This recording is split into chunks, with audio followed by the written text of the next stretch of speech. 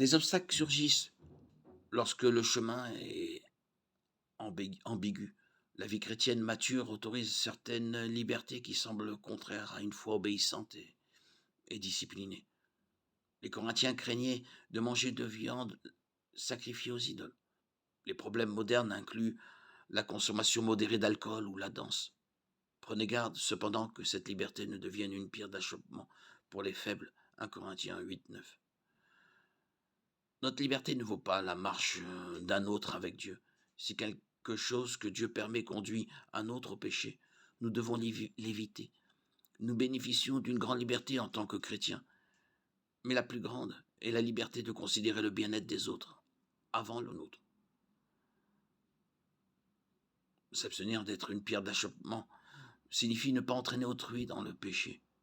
La manière dont nous y parvenons dépend de la situation et du cœur de ceux qui nous entourent.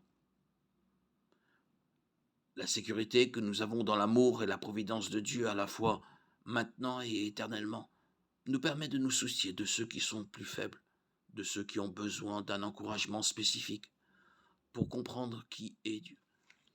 Dans certaines situations, cela signifie vivre dans ses libertés pour montrer que Dieu est un Dieu de grâce. Dans d'autres, cela signifie nous discipliner pour édifier les croyants plus faibles et ne pas les pousser vers une liberté pour laquelle ils ne sont pas prêts.